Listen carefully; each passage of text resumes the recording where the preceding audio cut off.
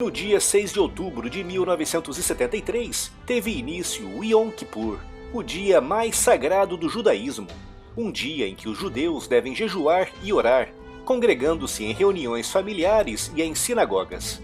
Para os árabes, esse era o dia ideal para um ataque de surpresa, pois sabiam que muitos militares israelenses estariam dedicados ao Yom Kippur. E por isso, mesmo coincidindo com o Ramadão muçulmano, o presidente Sadat definiu esse como o dia para o início da guerra. E na manhã desse dia, Golda Meir reuniu-se com seu ministro da Defesa, Moshe Dayan, onde ficou combinado que Israel faria um ataque por antecipação contra o Egito e a Síria, mais ou menos nos mesmos moldes do ataque por antecipação que garantiu a rápida vitória israelense na Guerra dos 6 Dias, de 1967. Mas nesse dia, o secretário Kissinger, numa conversa telefônica com Golda Meir, pediu-lhe para não realizar esse ataque, já que estava negociando uma saída pacífica com Sadat. Mas aquilo que eles não sabiam era que Sadat estava apenas ganhando tempo com essas negociações e que nesse mesmo dia estava tudo pronto para o ataque. E foi assim que às 14 horas do dia 6 de outubro de 1973, em pleno Yom Kippur, 32 mil soldados egípcios cruzaram o canal de Suez em 6 pontos, apanhando os israelenses completamente desprevenidos. No norte, os sírios atacaram também nesse mesmo dia e nessa mesma hora, com a invasão iniciando-se com uma intensa barragem de artilharia e um ataque aéreo com mais de 100 aviões. Na fronteira com a Síria, o exército israelense era composto por apenas 3 mil soldados, 180 blindados e 60 peças de artilharia, que enfrentaram o ataque de quase 40 mil soldados sírios. O ataque sírio concentrou-se sobre as colinas de Golã, com os sírios acreditando que as reservas israelenses levariam pelo menos 24 horas para chegar à região. Mas na verdade, as reservas israelenses levaram apenas 12 horas para chegar, impedindo os sírios de avançarem conforme os seus planos iniciais. Tanto os sírios como os egípcios transportavam um número colossal de baterias de mísseis antiaéreos, cujo objetivo era manter a temida força aérea israelense fora de combate. E por culpa dessas baterias, os israelenses perderam dezenas de aviões logo nas primeiras horas do ataque. Na península do Sinai, a primeira linha defensiva de Israel, montada na margem oriental do canal de Suez, foi rapidamente ultrapassada pelos egípcios. Mais de 2.000 peças egípcias de artilharia lançaram dezenas de milhares de projéteis contra as posições israelenses na península do Sinai, causando pesadas baixas e obrigando a um amplo recuo. Pequenas unidades egípcias equipadas com RPGs infiltraram-se vários quilômetros no interior da península e, de posições pré-determinadas, atacaram as colunas israelenses que se encaminhavam para a linha da frente. Nos céus, mais de 200 aviões egípcios, a maioria dos quais recém-chegados da União Soviética, atacaram as bases israelenses, incluindo importantes bases aéreas.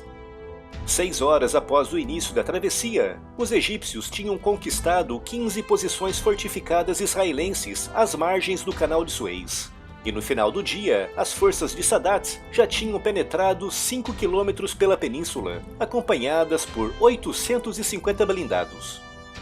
No norte, as forças sírias encerraram o dia com um grande avanço territorial, tendo reconquistado quase 1/3 das colinas de Golã. Com o exército israelense avançando pela Síria, a Jordânia e o Iraque entraram na guerra, enviando mais de 50 mil soldados para barrar o avanço de Israel. Os iraquianos atacaram o flanco sul do avanço israelense pelo interior da Síria, apanhando-os de surpresa, com a situação da frente estabilizando-se entre os dias 12 e 13 de outubro. Nesse meio tempo, os Estados Unidos e a União Soviética iniciaram intensos esforços para enviar recursos para os seus aliados. Através do ar, centenas de aviões norte-americanos e soviéticos cruzavam os céus do Mediterrâneo, levando armas e munições. No dia 14 de outubro, com a situação dos suprimentos resolvida, o Egito retomou os ataques, lançando uma ofensiva contra as passagens estratégicas de Mitla e Gide, bem como contra o cruzamento de estradas em Refidim. Mais de 800 blindados egípcios avançaram contra uma área defendida por 700 blindados israelenses, resultando na destruição de mais de 250 veículos egípcios, contra apenas 40 israelenses. O fracasso do ataque egípcio do dia 14 de outubro abriu caminho para um grande contra-ataque israelense liderado pela 143ª Divisão, comandada pelo general Ariel Sharon. No dia 15, paraquedistas israelenses atravessaram o canal de Suez durante a noite, seguidos por alguns veículos e blindados, que se espalharam pela retaguarda do exército egípcio, destruindo principalmente as baterias antiaéreas. No final desse dia, essa pequena coluna israelense tinha avançado mais de 15 quilômetros pela retaguarda, causando pesadas baixas e levando os comandantes egípcios a acreditarem que o exército israelense tinha cruzado o canal de Suez com uma grande força. No dia 23 de outubro, os israelenses lançaram um grande ataque aéreo contra a retaguarda síria, destruindo grandes depósitos de munições recém-chegadas da União Soviética, bem como muitas reservas de combustível. Nos céus decorriam inúmeros dogfights, com muitos MiGs sírios, egípcios e jordanianos, e muitos caças F-4 israelenses tendo sido perdidos. E nesse mesmo dia 23, os sírios, com blindados soviéticos novos, depois de terem perdido quase todos os que tinham nos primeiros dias da guerra, coordenaram um contra-ataque com as forças iraquianas e jordanianas. Mas o contra-ataque foi cancelado à última hora devido a um cessar-fogo imposto pelas Nações Unidas. Mas no sul, o cessar-fogo não foi respeitado nem pelos israelenses e nem pelos egípcios, com Israel avançando ainda mais e cercando todo o terceiro exército egípcio a leste do canal de Suez.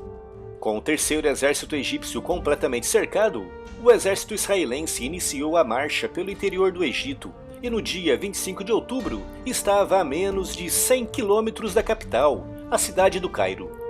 Nesse dia, mais de 50.000 soldados egípcios pertencentes ao terceiro exército estavam cercados na península do Sinai. 25.000 soldados israelenses estavam a menos de 100 quilômetros do Cairo, e tudo o que restava do exército egípcio estava espalhado pela península, com muitas pequenas e médias unidades cercadas ou em vias de serem cercadas. O poderoso exército egípcio, recém-equipado com as melhores armas soviéticas, estava a um passo da aniquilação quase completa, mas os israelenses não estavam em boa situação, com grandes baixas e perdas acumuladas desde o início da guerra. Apesar de estarem firmemente posicionados no interior do Egito, as suas forças não estavam estrategicamente bem localizadas e as suas linhas de suprimentos podiam ser atacadas a qualquer momento. E por isso, quando o presidente egípcio Sadat pediu o fim da guerra no dia 25 de outubro, Israel aceitou. Mas os combates prosseguiram nos dias seguintes, principalmente à volta do terceiro exército egípcio, que apesar de cercado e apesar do fim da guerra, tentou escapar atacando as forças israelenses, com o comandante egípcio do terceiro exército desistindo do ataque no dia 28 de outubro, depois de sofrer pesadas baixas. Apesar do cessar-fogo assinado no final de outubro de 1973, os combates continuaram ao longo do Sinai até o dia 18 de janeiro de 1974. No total, além dos 600.000 soldados egípcios e 150.000 sírios, participaram da guerra também 4.000 cubanos, 5.000 marroquinos, 3.000 sauditas, 25.000 jordanianos e 25.000 iraquianos, além de dezenas de milhares de voluntários árabes que vieram de dezenas de países do Oriente Médio e da África, mas também norte-coreanos e russos. Do lado israelense, participaram nos combates cerca de 400.000 soldados, todos eles israelenses, sem participação de soldados estrangeiros.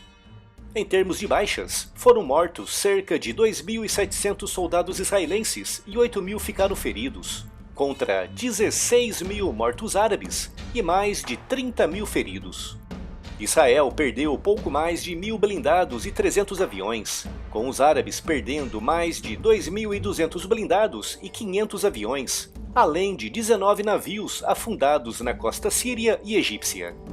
Depois da guerra, o líder soviético da época, Leonid Brezhnev, escreveu o seguinte nas suas memórias: "Nós oferecemos aos árabes armas e tecnologias que nem os norte-vietnamitas receberam. Eles tinham o dobro de blindados, o dobro de aviões, o triplo de artilharias e 5 vezes mais defesas aéreas e armas antitanque. E o que foi que aconteceu? Eles perderam de novo. Por 2 vezes durante a guerra, Sadat me acordou no meio da noite aos gritos, pedindo para salvá-lo e para enviar tropas soviéticas para combater os israelenses. Mas não vou para a guerra por causa do Egito. Depois de mais essa derrota, o Egito e a União Soviética começaram a se afastar, deixando os egípcios isolados e sem uma grande potência para apoiá-los na região.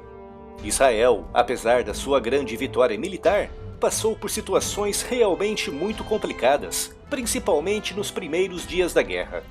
Para os israelenses, foi um choque de realidade brutal, pois se conscientizaram que, afinal, o seu país era vulnerável. Com os egípcios sem apoio dos soviéticos e com Israel procurando apaziguar de forma definitiva as tensas relações com o Egito, a Guerra do Yom Kippur iniciou um novo período de negociações que culminaram em 1978 nos Acordos de Camp David, intermediados pelo presidente Jimmy Carter. Em setembro de 1978, Sadat, Jimmy Carter e o primeiro-ministro israelense Menachem Begin acertaram os detalhes finais daquele que ficaria conhecido como o Tratado de Paz Israelo-Egípcio de 1979. Com esse tratado, Israel e o Egito alcançaram finalmente a paz depois de décadas de guerras, todas elas iniciadas justamente pelos egípcios. Como é óbvio, as demais nações árabes não ficaram satisfeitas com essa negociação, o que levaria ao assassinato de Sadat em 1981, por membros islamistas extremistas que não concordavam com a paz com Israel. O Egito, depois de 3 graves derrotas militares, é um dos únicos países árabes a reconhecer a existência do Estado de Israel.